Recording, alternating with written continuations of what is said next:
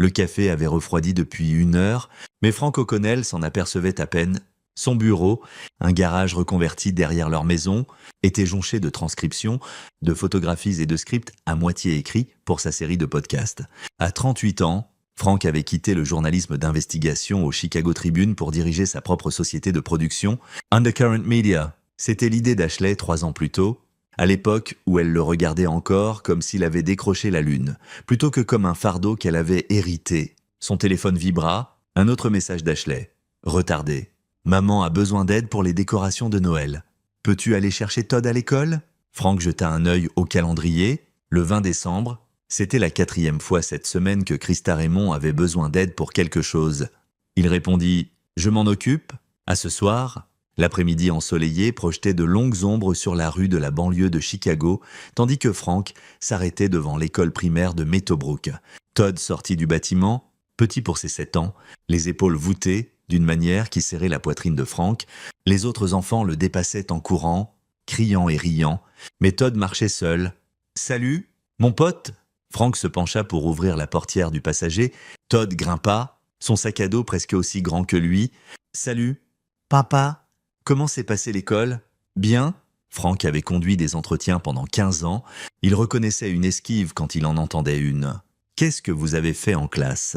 Vous aviez ce projet de bonhomme de neige. » Non, la mâchoire de Todd se crispa, un geste si similaire à celui de Frank que c'était comme se regarder dans un miroir. Madame Patterson a dit que c'était bien. Je peux le voir, je l'ai laissé là-bas. Todd fixait la fenêtre pour l'exposition en classe. Frank savait que son fils mentait. Il savait aussi que le pousser maintenant dans la voiture n'aiderait pas. « Tu veux qu'on s'arrête pour un chocolat chaud ?» Pour la première fois, le visage de Todd s'illumina. « Vraiment? Juste nous? On peut aller chez Bernice. » 20 minutes plus tard, ils étaient assis dans un box du coin chez Bernice, le genre d'endroit qui avait encore des sièges en vinyle et servait le petit déjeuner toute la journée. Todd serrait sa tasse des 2 mains, les guimauves fondant en tourbillons blancs. « Papa !» La voix de Todd était basse. « On va chez grand-mère Christa pour Noël. C'est le plan. »« Quoi ?» Todd haussa les épaules, mais ses jointures blanchirent autour de la tasse. Juste pour savoir, Frank se pencha en avant. « Tu peux me parler de tout ?» Todd, tu le sais? Hendo, je sais. Mais les yeux de Todd restèrent fixés sur son chocolat chaud. Le téléphone de Frank vibra de nouveau. Ashley, peux-tu apporter le bon champagne pour le dîner demain? Maman prépare son agneau spécial. Il répondit, bien sûr. Ce qu'il n'écrivit pas, c'était la pensée qui le brûlait. Quand les dîners de ta mère sont-ils devenus plus importants que ton fils? La maison des Raymond se dressait à Kenilworth, l'un des quartiers les plus riches de la banlieue de Chicago. Une coloniale géorgienne que Christa n'oubliait jamais de mentionner comme historique. Frank se gara dans l'allée circulaire à 18h30 le soir suivant. Todd silencieux sur la banquette arrière. « Souviens-toi, » dit Frank en se tournant vers son fils. « Tu n'as pas à faire semblant d'être heureux si tu ne l'es pas. Sois toi-même. » Todd hocha la tête mais ne croisa pas son regard. La porte d'entrée s'ouvrit avant qu'il n'atteigne le perron. Bobby Raymond Mills se tenait là, la sœur aînée d'Ashley, portant un pull en cachemire qui coûtait probablement plus cher que le budget mensuel des podcasts de Frank. Les voilà. Entrez. Entrez. Vous êtes en retard. On est en avance de 5 minutes, répondit Frank calmement. Le sourire de Bobby ne vacilla pas. Eh bien, tout le monde est là depuis 30 minutes. Todd, tes cousins sont dans la salle de jeu. Va les rejoindre.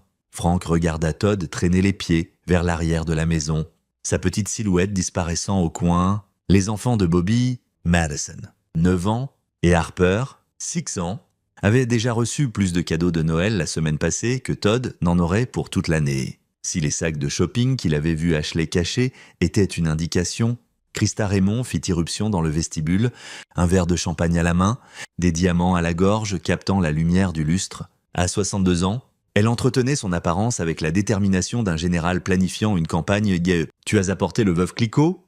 Comme c'est attentionné. Bien que je doive dire que le Moët est vraiment supérieur pour l'agneau. Je m'en souviendrai. Frank tendit la bouteille.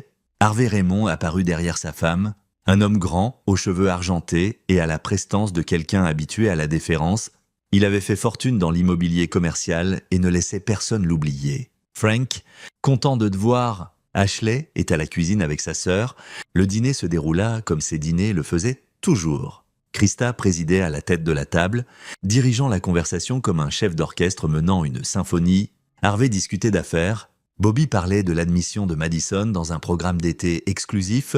Renee Mills, le mari de Bobby, faisait des blagues anodines et riait aux histoires d'Harvey. Ashley était assise en face de Frank et il étudia sa femme à la lueur des bougies. Ils s'étaient rencontrés 9 ans plus tôt, quand il couvrait une histoire sur la rénovation urbaine et qu'elle faisait du bénévolat dans un centre communautaire. Elle était passionnée alors, les yeux brillants, parlant de changer les choses. Maintenant, elle portait des perles assorties à celles de sa mère et riait à des blagues qui n'étaient pas drôles. Todd semble silencieux ce soir, observa Krista, son ton suggérant que c'était en quelque sorte la faute de Frank. « Il se sent bien? Il va bien ?» répondit Frank. « Juste fatigué par l'école ?»« Madison n'est jamais fatiguée par l'école ?» intervint Bobby. « Bien sûr, elle est dans le programme avancé, ça la garde engagée. » Frank sentit la main d'Ashley sur son genou sous la table. « Un avertissement ?» Il prit une respiration. « En fait, poursuivit Krista, j'ai voulu discuter de la scolarité de Todd avec vous deux. Bobby a trouvé un merveilleux tuteur, très exclusif.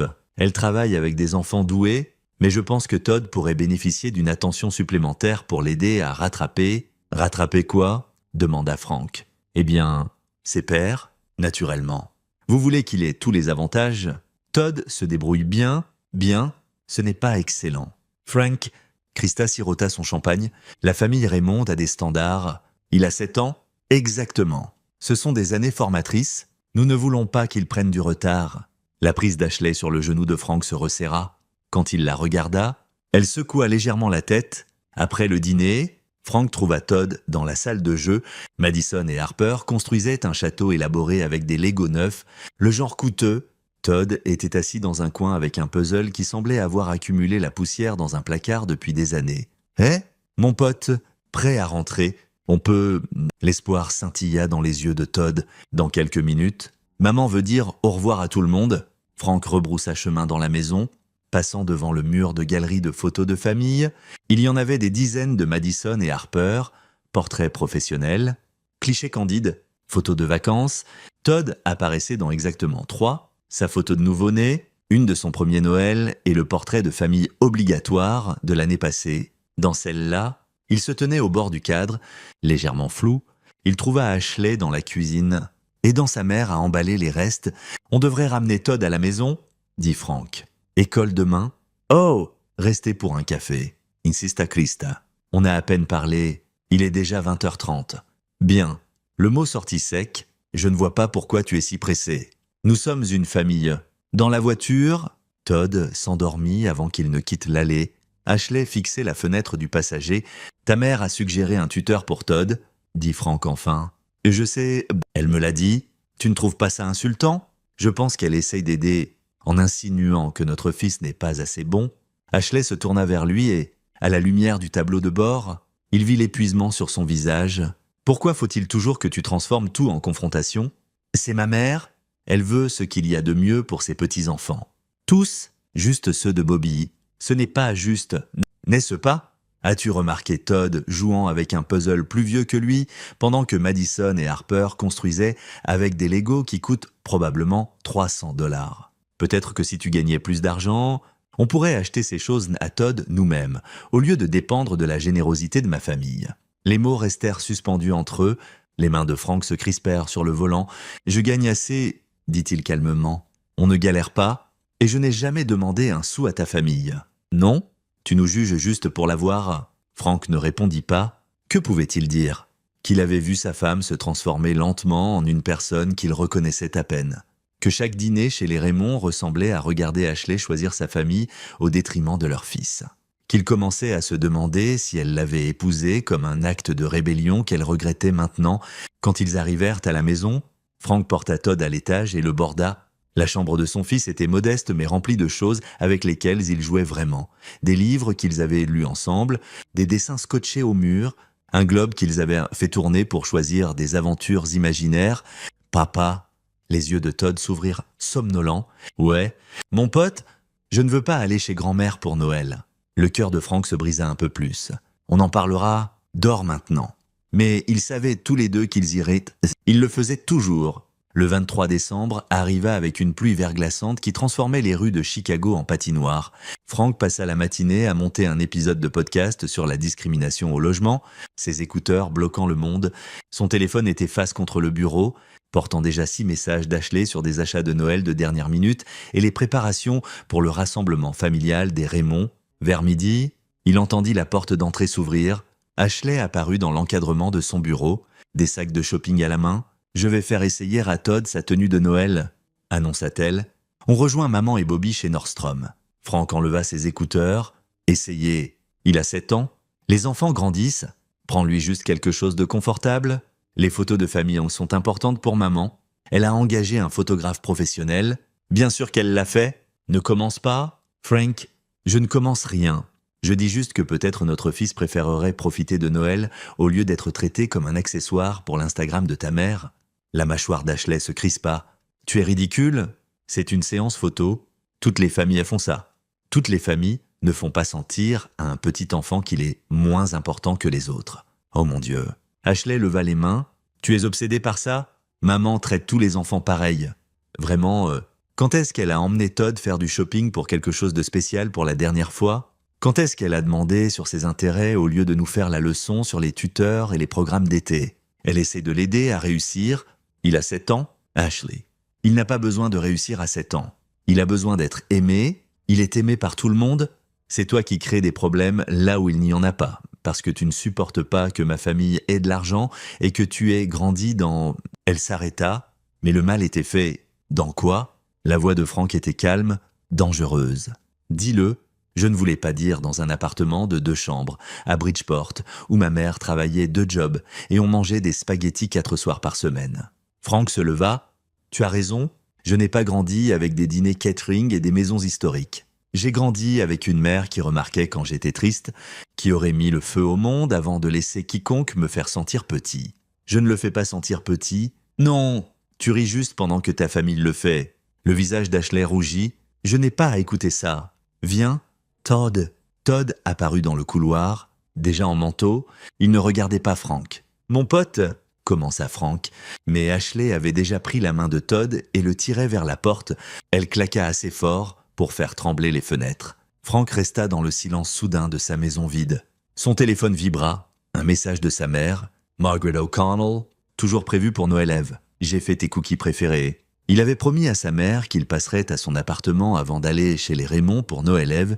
C'était une tradition, dîner avec Margaret. Puis, l'apparition obligatoire à l'extravagance familiale des Raymond. Margaret vivait simplement de sa pension après 30 ans comme secrétaire d'école publique, mais sa maison était remplie d'une chaleur que le manoir de Christa n'avait pas. Frank répondit « Je ne le manquerai pas. Dis-moi que tu as fait les snickerdoodles. 3 lots et du fudge ? À 16 heures. Le lendemain, Noël Eve. » Frank se réveilla dans un lit vide. Une note sur l'oreiller d'Ashley. « Restez chez maman. » À ce soir, il vérifia la chambre de Todd, vide aussi. Le sac de nuit de son fils avait disparu. Frank appela Ashley, ça alla sur la messagerie. Il rappela, même chose. À la 3e fois, Christa répondit au téléphone d'Ashley. « Frank, Ashley aide aux préparations.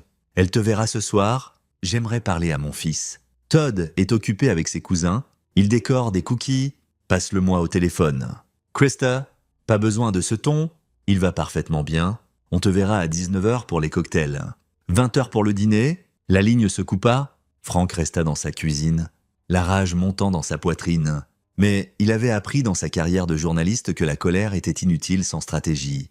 Il ouvrit son ordinateur et consulta son calendrier. La fête de Noël Eve des Raymond commençait à 19h. Il avait promis à sa mère pour 16h. Ça lui laissait du temps.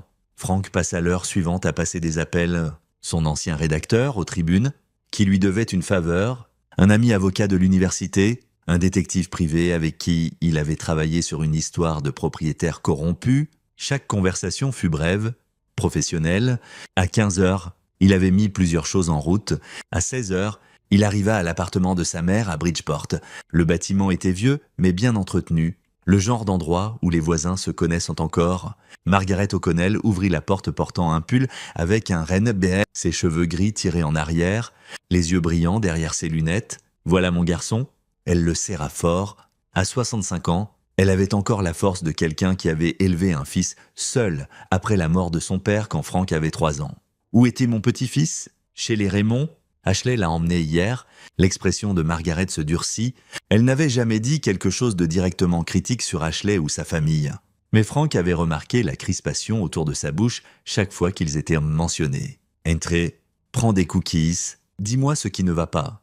Ils s'assirent à sa petite table de cuisine, la même où Frank avait fait ses devoirs enfant.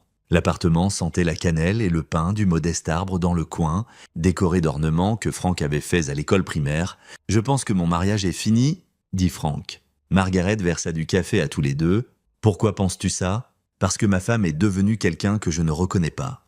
Parce qu'elle est plus préoccupée d'impressionner sa mère que de protéger notre fils. Parce que je ne me souviens pas de la dernière fois qu'elle m'a regardé avec autre chose que du ressentiment. Et Todd ?»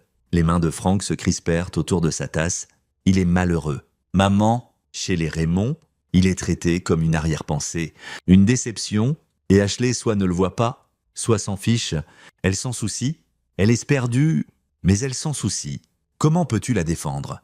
Margaret tendit la main à travers la table et prit la sienne. « Je ne la défends pas. Je te dis que les gens peuvent être aveuglés par leur besoin d'approbation.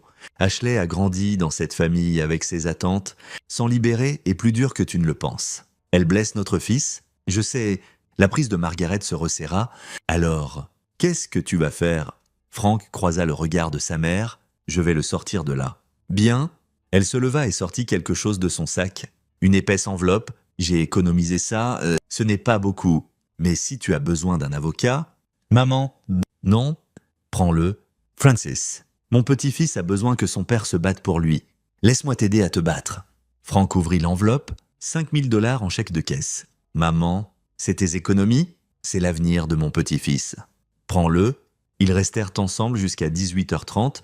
Margaret partagea des histoires sur l'éducation de Frank seul, sur les moments où elle avait dû faire des choix difficiles, sur l'importance de savoir quand tenir bon. « Une chose de plus, » dit-elle alors que Frank se levait pour partir. « N'entre pas dans cette maison en colère, entre clairvoyants, observez. Documentez, la colère te rend négligent, la clarté te rend dangereux. » Frank l'embrassa sur le front. « Quand es-tu devenu si impitoyable ?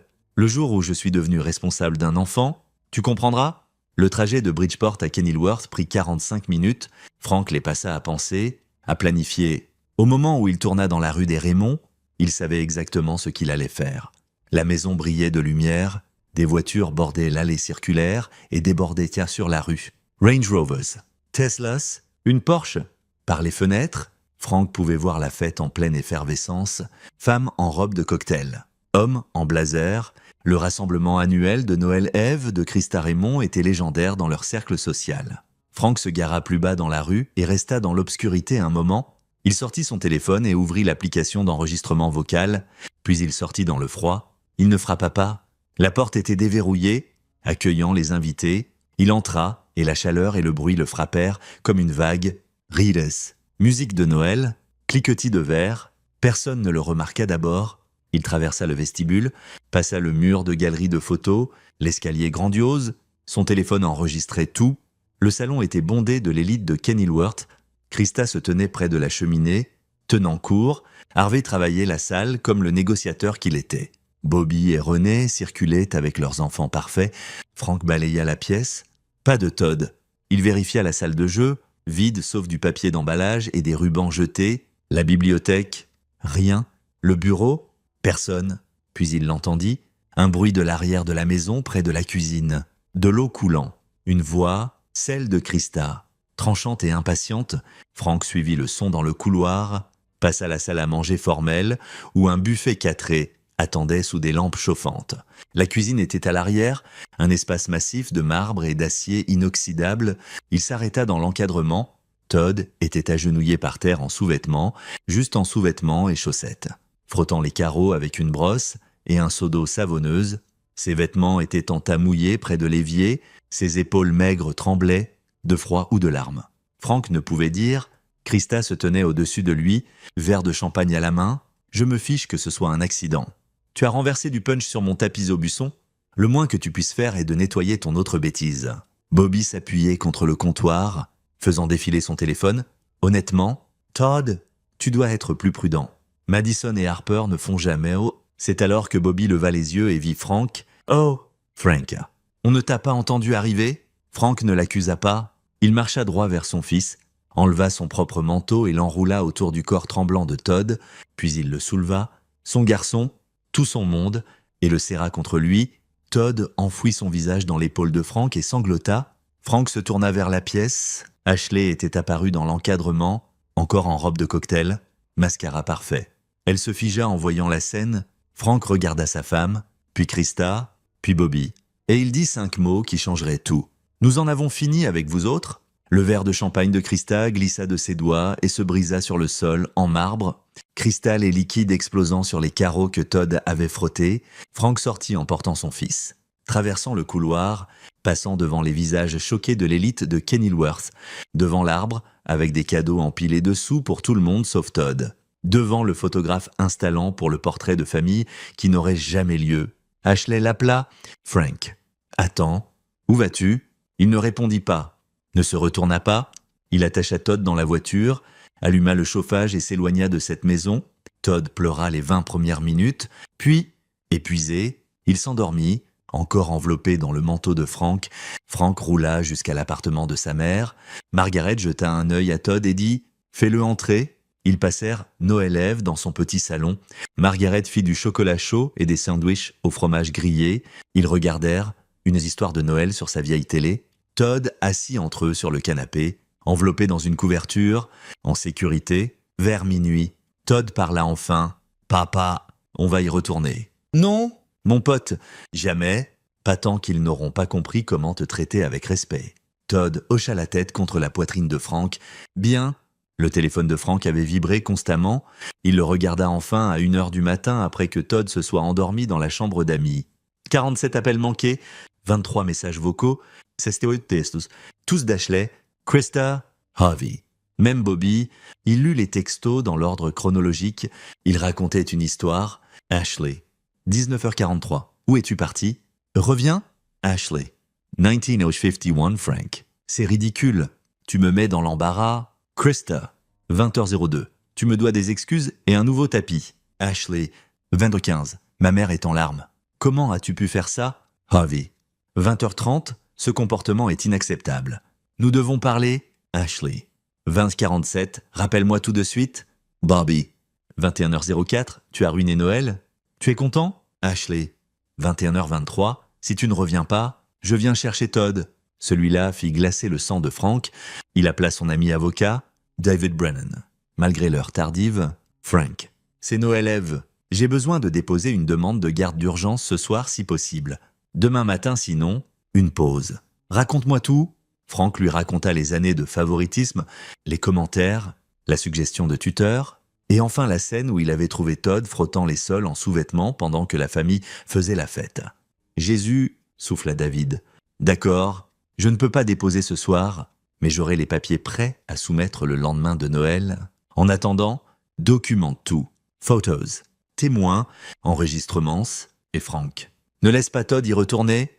Pour aucune raison, je ne le ferai pas. » Plus d'appels arrivèrent. Frank les déclina tous. Enfin, il éteignit son téléphone et s'assit avec sa mère dans l'appartement silencieux. « Tu as bien fait ?» dit Margaret. « Alors pourquoi ai-je l'impression d'avoir tout détruit? Parce que parfois, faire la bonne chose signifie brûler ce qui est de brisé pour construire quelque chose de mieux. » Le matin de Noël fut calme. Frank et Todd restèrent chez Margaret. Elle fit des roulés à la cannelle et du chocolat chaud, et ils ouvrirent de petits cadeaux qu'elle avait emballés. Un livre sur les explorateurs spatiaux pour Todd. Un nouveau carnet pour Frank. Todd sourit plus en 3 heures que Frank ne l'avait vu en 3 mois. À midi, Frank ralluma enfin son téléphone. 93 appels manqués maintenant. Il écouta un message vocal d'Ashley. « Frank, je ne comprends pas ce que tu crois faire, mais tu dois ramener Todd tout de suite. Ma mère parle d'appeler la police. Elle dit que tu l'as kidnappé. S'il te plaît, reviens et on peut en parler comme des adultes. » Frank appela David immédiatement. Il menace de dire que j'ai kidnappé mon propre fils. Laisse-les essayer. Tu es son parent légal. Tu as tous les droits de le sortir d'une situation que tu juges dangereuse. En fait, c'est exactement ce que tu devrais faire. Mais Frank, n'entre pas en contact avec eux, pas encore. Laisse-moi gérer le côté légal. Concentre-toi sur Todd. Le prochain appel était d'un numéro inconnu. Frank répondit « M. O'Connell ». c'est la détective Sarah Chan du PD de Kenilworth. J'appelle au sujet d'un rapport déposé par Christa Raymond concernant votre fils. Todd. Elle prétend que vous l'avez emmené de sa maison contre les souhaits de sa mère. Le cœur de Frank battit la chamade. Mais il garda sa voix stable. Détective, j'ai sorti mon fils d'une situation où il était maltraité. Je suis son père. J'ai la garde complète avec ma femme. Il n'y a pas de kidnapping ici. Madame Raymond prétend aussi que vous leur refusez l'accès à l'enfant. Ça fait moins de 24 heures. Et oui, je protège mon fils de gens qui pensaient qu'il était approprié de le faire frotter les sols en sous-vêtements pendant une fête. Une longue pause. Pouvez-vous expliquer ça? Frank expliqua tout. Le favoritisme, les années de petites humiliations, la scène finale dans la cuisine. Je vois, dit la détective Chan, M. O'Connell. Je vais être honnête avec vous. Ça ressemble à un problème domestique garde, pas à une affaire criminelle. Je vais noter dans mon rapport que l'enfant est en sécurité avec son père et recommander que la famille poursuive ça par les canaux légaux appropriés. Mais je suggère que vous impliquiez un avocat le plus tôt possible. Déjà fait? Un homme intelligent, joyeux Noël. M. O'Connell. Frank passa le reste de Noël à jouer à des jeux de société avec Todd et Margaret, créant délibérément le genre de Noël calme et aimant que son fils méritait, mais au fond de son esprit, il planifiait déjà son prochain coup, parce que ce n'était pas fini. Ça venait juste de commencer. Le lendemain de Noël, Frank loua un petit appartement à Lincoln Park, près de l'école de Todd. Il était modeste, 2 chambres, immeuble ancien, mais il avait une bonne lumière et un parc à proximité. Plus important, il était loin de Kenilworth. David Brennan déposa la pétition de garde d'urgence ce matin-là. La date du tribunal est fixée au 8 janvier, dit-il à Frank. Ça nous donne 2 semaines pour construire notre dossier. J'ai besoin de tout ce que tu as. Photos, testos, témoins, documentation du favoritisme, mais Frank passa la semaine suivante à faire ce qu'il faisait de mieux, enquêter. Il commença par l'école de Todd. Une réunion avec son enseignante, Madame Patterson, révéla des schémas troublants. Todd est un gentil garçon, dit-elle, mais il s'est de plus en plus replié sur lui-même cette année et il y a eu des incohérences avec ses fournitures scolaires. Quel genre d'incohérence? Eh bien, au début de l'année, votre femme a mentionné que l'argent était serré et a demandé sur le programme d'assistance. Mais ensuite, j'ai vu sur les réseaux sociaux que les enfants de votre belle-sœur ont reçu des cadeaux de vacances plutôt chers. Je n'y ai pas beaucoup pensé à l'époque, mais Frank se sentit mal. Ashley a dit qu'on ne pouvait pas se permettre les fournitures scolaires. Elle a demandé des livres d'occasion et dit que Todd partagerait les matériaux. Pendant ce temps, d'autres parents ont mentionné l'avoir vu au solde chez Nordstrom. Je ne juge pas, les familles ont des priorités différentes, mais ça m'a paru étrange. Frank la remercia et prit des notes. Une autre pièce du puzzle. Ensuite, il examina ses finances. Ce qu'il trouva fit bouillir son sang. Ashley avait une carte de crédit séparée qu'il ignorait. Il ne l'avait découverte que parce qu'un relevé avait été mal livré à leur maison et transféré à son nouvel appartement. 53 000 $ de charges sur les 18 derniers mois. Vêtements de designer. Bijoux, soins spa, frais de country club. Tout ça pendant qu'elle disait à l'enseignante de Todd qu'il ne pouvait pas se permettre de nouveaux livres. Mais la découverte la plus accablante vint d'une source inattendue. Le podcast de Frank, Undercurrent Media, avait un petit mais fidèle public. Il l'avait bâti sur des histoires de justice sociale, corruption et inégalité. 3 jours après Noël, il reçut un email d'une ancienne employée des Raymond, M. O'Connell. « Je m'appelle Clara McCarthy. J'ai travaillé comme femme de ménage pour la famille Raymond pendant 6 ans, jusqu'à mon licenciement au printemps dernier. J'ai vu votre post sur les réseaux sociaux sur la responsabilité familiale. Je pense qu'on devrait parler. J'ai des informations sur la façon dont les Raymond traitaient votre fils. Des informations que je suis prête à partager. » Frank l'appela immédiatement. Clara avait 62 ans, un accent épais de Chicago et aucune patience pour les sottises. Ils se rencontrèrent dans un dîner à Oak Park. « Je risque beaucoup en vous parlant, dit-elle. J'ai signé un accord de non-divulgation quand ils m'ont viré. Mais ce qu'ils ont fait à ce petit garçon, je ne peux pas me taire. Dites-moi, Madame Raymond, Christa, appelait Todd le cas de charité, disait que votre femme s'était mariée en dessous d'elle et que le garçon en payait le prix. Quand il visitait, elle le faisait manger à la cuisine pendant que les autres petits-enfants mangèrent dans la salle à manger, disait que c'était parce qu'il avait de mauvaises manières, mais c'était un mensonge. Ce garçon avait de meilleures manières que ces sales gosses gâtés. Les mains de Frank se serrèrent. Ashley savait. L'expression de Clara devint compatissante. « Votre femme… » Elle protestait au début, Mais Madame Raymond la faisait taire, parlait de comment elle était ingrate après tout ce qu'ils avaient fait pour elle. Éventuellement, votre femme a arrêté de se battre. Pourquoi avez-vous été viré? J'ai défendu Todd un jour, il a renversé du jus, un accident. Et Madame Raymond a commencé à lui crier dessus, l'a appelé maladroit et stupide. Je lui ai dit que ce n'était pas une façon de parler à un enfant. Elle m'a viré sur le champ, m'a payé 1 an de salaire pour signer un NDA et disparaître. Témoigneriez-vous de ça? Clara resta silencieuse un long moment. Si ça aide ce garçon? Oui, my name O'Connell. Les Raymond sont des gens puissants.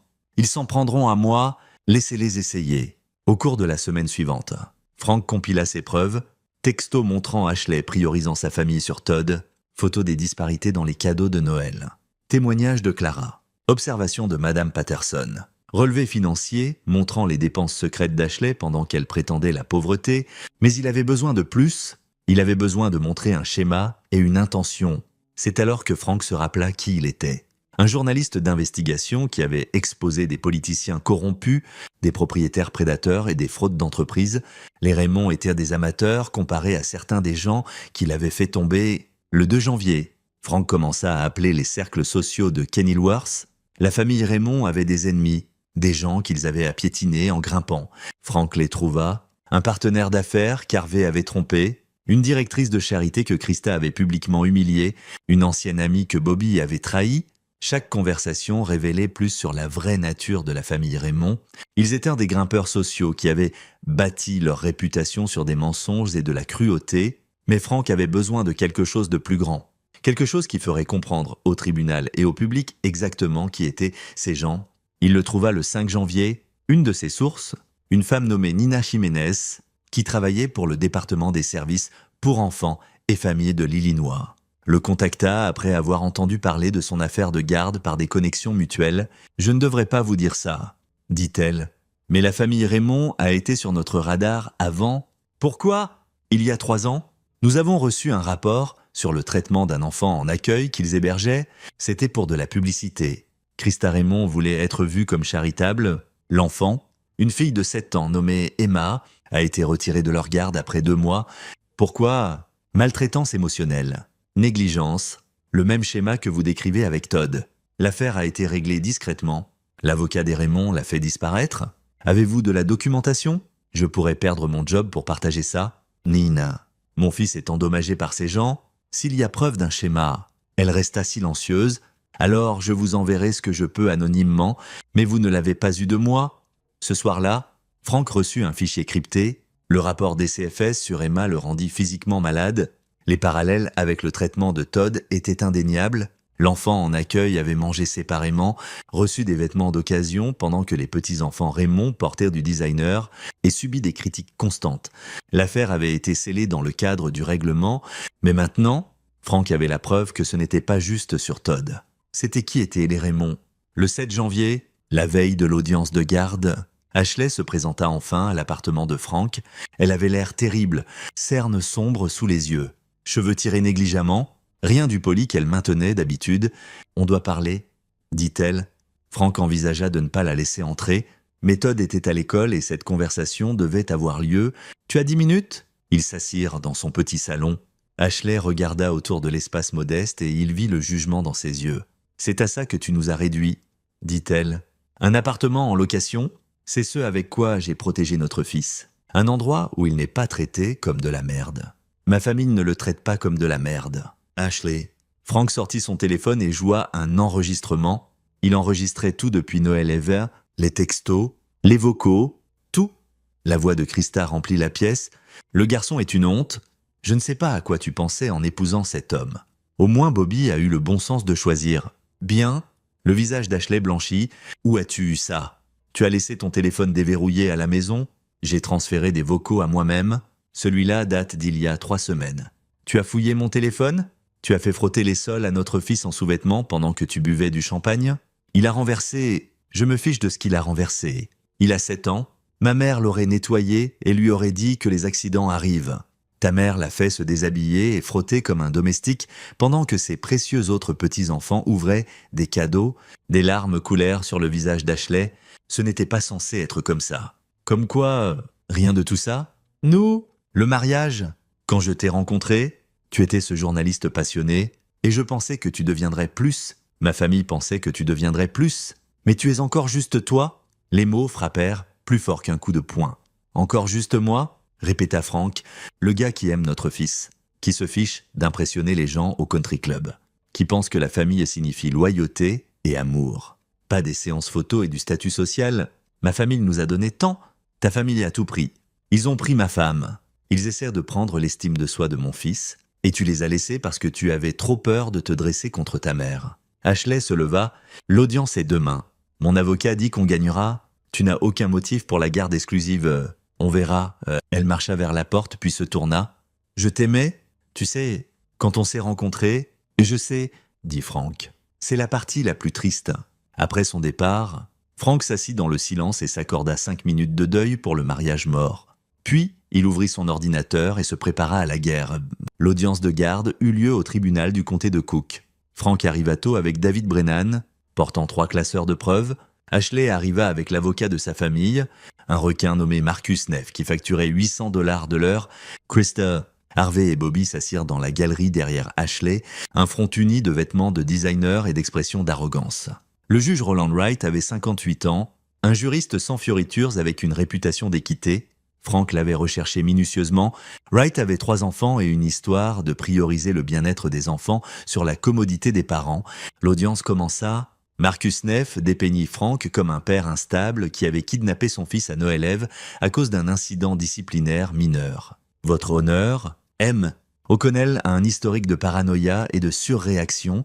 Il a emmené l'enfant d'un rassemblement familial aimant parce que le garçon a été demandé d'aider à nettoyer un désordre qu'il avait fait. C'est un père qui ne peut pas gérer une discipline enfantine normale. David contre-attaqua avec les preuves. Photo de la scène de Noël prise du téléphone de Frank avant qu'il ne parte. Témoignage de Clara McGarty sur des années de maltraitance. Le rapport des CFS sur l'enfant en accueil. Relevé financier montrant les dépenses secrètes d'Ashley pendant qu'elle prétendait ne pas pouvoir payer les fournitures de Todd. Textos et vocaux révélant les vrais sentiments de la famille Raymond sur Todd. Et enfin, le témoignage de Todd lui-même. Le juge Wright appela Todd dans ses chambres en privé. 20 minutes plus tard, ils émergèrent. Les yeux de Todd étaient rouges. Mais ses épaules droites, le juge revint au banc. J'ai examiné les preuves présentées par les 2 parties. J'ai parlé à l'enfant. Et je vais rendre ma décision maintenant plutôt que de la prendre en délibéré. La salle devint silencieuse. M. O'Connell. Je vous accorde la garde temporaire exclusive de Todd. En attendant une évaluation complète, Madame O'Connell, vous aurez des droits de visite supervisés 2 heures par semaine avec supervision fournie par un gardien nommé par le tribunal. La famille Raymond n'aura aucun contact avec l'enfant jusqu'à la fin de l'évaluation. Krista Aletta, votre honneur. C'est scandaleux. Madame Raymond, vous n'êtes pas partie à cette procédure. Une autre explosion et je vous fais expulser. Le juge Wright se tourna vers Ashley. Madame O'Connell, je vous suggère fortement de suivre une thérapie individuelle et de reconsidérer vos priorités. Les preuves présentées ici montrent un schéma de négligence émotionnelle profondément préoccupant. Ashley resta figée, son visage un masque de choc. Nous nous réunirons dans 60 jours pour une audience complète. D'ici là, M. O'Connell à la garde primaire. Audience levée. Frank et David sortirent du tribunal dans l'air froid de janvier. Derrière eux, ils pouvaient entendre la voix élevée de Krista argumentant avec Marcus Neff. « On l'a fait, » dit David. « Mais Frank, ce n'est pas fini. Ils feront appel, ils se battront. Les Raymond ne perdent pas gracieusement. Laissez-les se battre. » Parce que Frank avait une carte de plus à jouer. Ce soir-là, Frank téléchargea un nouvel épisode de son podcast. Il s'intitulait « Le coup de l'approbation quand la famille devient poison ». Il ne nomma pas les Raymond, il n'avait pas à le faire. Il raconta l'histoire, changea assez de détails pour protéger Todd, mais garda la vérité émotionnelle intacte, le favoritisme, l'humiliation, le garçon de 7 ans frottant les sols pendant que d'autres célébraient. Il inclut des extraits du rapport des CFS sur l'enfant en accueil avec informations identifiantes effacées. Il discuta de la psychologie des familles qui armèrent l'amour et l'approbation. Et il conclut par ceci. Les enfants ne doivent pas gratitude à leur famille pour une décence basique. Ils ne doivent à personne le droit de les diminuer. Et si vous êtes un parent voyant quelqu'un blesser votre enfant, même si ce quelqu'un est de la famille, même s'ils ont de l'argent ou du pouvoir ou du statut social, vous avez un job, protégez cet enfant. Tout le reste est du bruit. L'épisode devint viral. En 48 heures, il avait un demi-million de téléchargements. En une semaine, il trendait sur les réseaux sociaux. Les gens partageaient leurs propres histoires de familles toxiques, de choisir les enfants sur la loyauté familiale, de se dresser contre des parents puissants. 3 grands médias contactèrent Frank pour des interviews et à Kenilworth, les murmures commencèrent. Quelqu'un connecta les points, le timing, les détails, l'absence soudaine de la famille Raymond des réseaux sociaux. À la fin de janvier, Christa Raymond avait démissionné des conseils de 2 organisations caritatives. Les partenaires d'affaires d'Harvey se distançaient discrètement. Bobby désactiva son compte Instagram. Mais Frank n'en avait pas fini. Le 1er février, il rencontra un producteur d'un grand service de streaming. Il voulait transformer l'histoire en documentaire.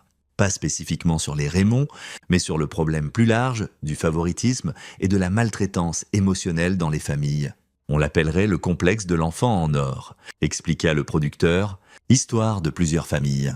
Interview d'experts. Et oui, votre histoire en est le centre. Si vous êtes d'accord, Frank regarda le contrat. L'argent serait substantiel, assez pour sécuriser l'avenir de Todd, payer la thérapie, peut-être même acheter une petite maison. J'ai besoin d'y penser. Ce soir-là, il demanda à Todd « Mon pote, il y a des gens qui veulent se faire une émission sur ce qui s'est passé, sur comment grand-mère Christa et cette famille t'ont traité. Ça aiderait d'autres enfants qui traversent la même chose. Mais je ne le ferai pas, sauf si tu es d'accord. » Todd resta silencieux longtemps. Ils utiliseraient mon vrai nom ? Non. On le changerait. Protéger ta vie privée. Est-ce que ça arrêterait d'autres grand-mères d'être méchantes ? La gorge de Frank se serra. Ça pourrait aider certains enfants à comprendre qu'ils ne sont pas le problème. Alors d'accord, Frank signa le contrat. Au mois suivant, il travailla avec l'équipe de production. Ils filmèrent des interviews, rassemblèrent des témoignages d'experts, parlèrent à Clara McGarty, à l'enseignante de Todd, à un psychologue enfantin qui avait évalué Todd. Le documentaire était prévu pour mai, mais en mars, tout changea. Ashley l'appela, sa voix était différente, plus petite, brisée. On peut se rencontrer ? Juste nous ? Ils se rencontrèrent dans un café à Lincoln Park, territoire neutre. Ashley avait l'air d'avoir vieilli de 5 ans en 3 mois, pas de maquillage, vêtements simples, cheveux en queue de cheval. J'ai été en thérapie, dit-elle, individuelle et de groupe. Ma thérapeute m'a aidé à voir certaines choses. Frank attendit, je suis devenue ma mère. Quelque part en route, je suis devenue exactement ce que j'avais juré de ne jamais être. Des larmes coulèrent sur son visage. Je l'ai laissé me faire croire que tu n'étais pas assez, que Todd n'était pas assez, que nous avions besoin d'être plus, mieux. Parfait. Ashley, je ne demande pas le pardon, je sais ce que j'ai fait. J'ai choisi eux sur mon propre enfant, sur toi, sur tout ce qui comptait vraiment. Elle sortit un dossier. Je demande le divorce. J'ai déjà signé les papiers. Tu auras la garde complète. J'aurai des visites supervisées jusqu'à ce que je prouve que j'ai changé. Si je peux le prouver. Frank prit le dossier, mais ne l'ouvrit pas. Et ta famille, je ne leur ai pas parlé depuis l'audience. Ma mère a essayé de me convaincre d'appeler, de te combattre. Elle disait qu'on pouvait gagner si on essayait plus fort, dépenser plus d'argent, et j'ai réalisé qu'elle s'inquiétait des apparences, pas de Todd, pas de ce qui était juste de ce que les gens penseraient. Où vis-tu ?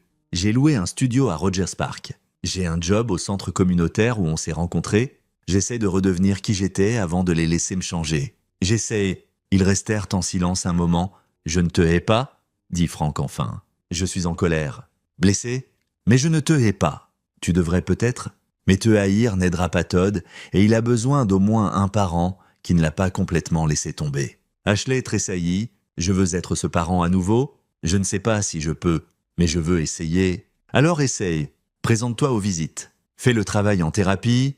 Prouve que tu le choisis sur eux. Je le ferai.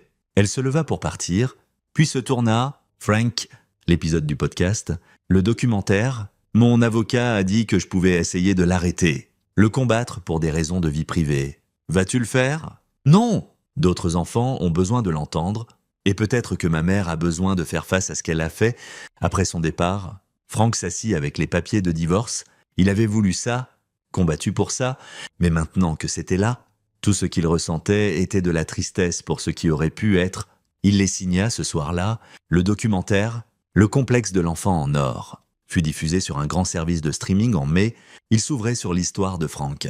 Puis s'étendait à 6 autres familles affrontant des dynamiques similaires. La réponse fut écrasante. Des groupes de soutien se formèrent. Les thérapeutes rapportèrent une conscience accrue du favoritisme familial comme forme de maltraitance.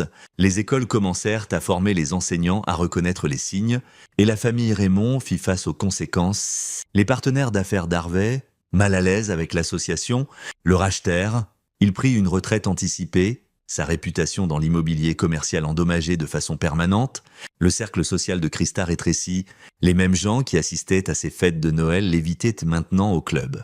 Elle et Harvey déménagèrent éventuellement en Arizona, fuyant les murmures et les regards. Bobby et René divorcèrent. René obtint la garde primaire de Madison et Harper. Citant les dynamiques familiales toxiques de Bobby comme nuisibles aux enfants, Bobby emménagea avec ses parents en Arizona, mais le changement le plus surprenant fut Ashley. Elle se présenta à chaque visite supervisée, elle s'inscrivit à des cours de parentalité, elle obtint un job comme directrice de programme au centre communautaire et se jeta dans le travail lentement. Au fil des mois, Todd commença à lui faire confiance à nouveau. Au moment de l'audience finale de garde, en juillet, même l'évaluateur nommé par le tribunal nota les progrès d'Ashley. Le juge Wright examina les rapports et rendit sa décision. M. O'Connell. Vous conserverez la garde primaire, Madame O'Connell. Vos visites seront upgradées à non supervisées tous les 2 week-ends et une soirée par semaine.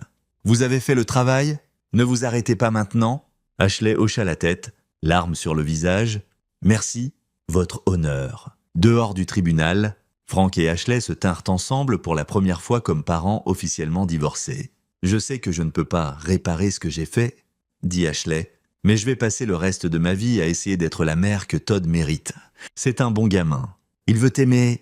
Juste ne le fais pas choisir entre cet amour et son estime de soi. Jamais plus. 1 an plus tard, Frank se tenait dans le jardin de sa nouvelle maison, un petit endroit à Oak Park, avec une cour et de bonnes écoles à proximité. La fête du 9e anniversaire de Todd battait son plein, des enfants de sa classe couraient en jouant à chat. Margaret, assise sur le porche, regardait avec un sourire. Ashley arriva pile à l'heure portant un cadeau.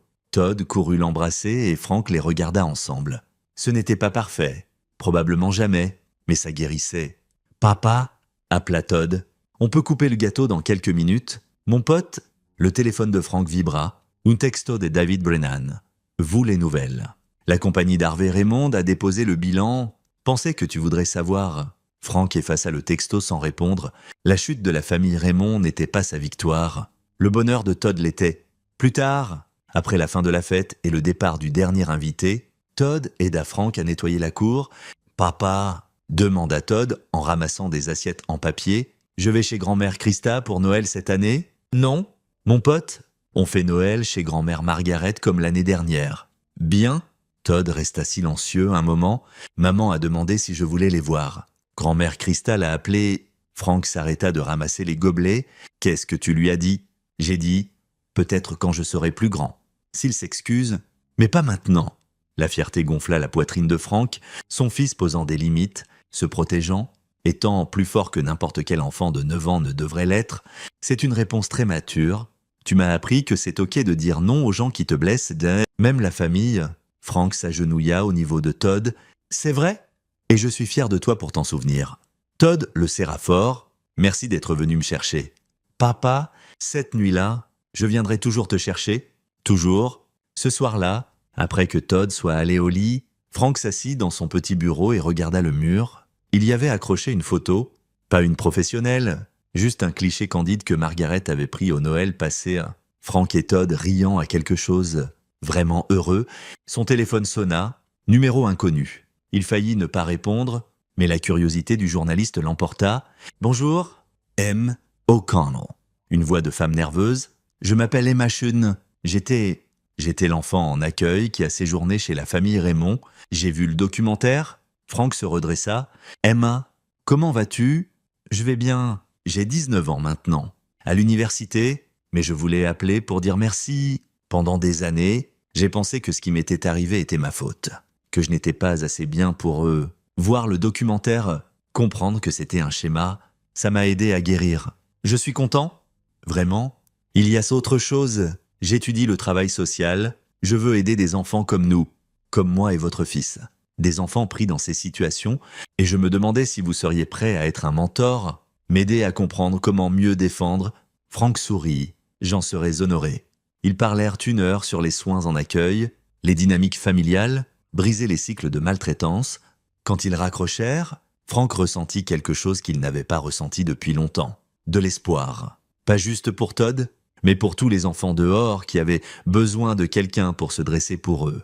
Quelqu'un pour dire « Tu comptes, tu mérites mieux, et je me battrai pour toi ». Franck ouvrit son ordinateur et commença à écrire une nouvelle série de podcasts sur les enfants qui avaient survécu, qui avaient surmonté, qui refusèrent de laisser la toxicité de leur famille les définir. Il l'intitula « Victoires méritées ».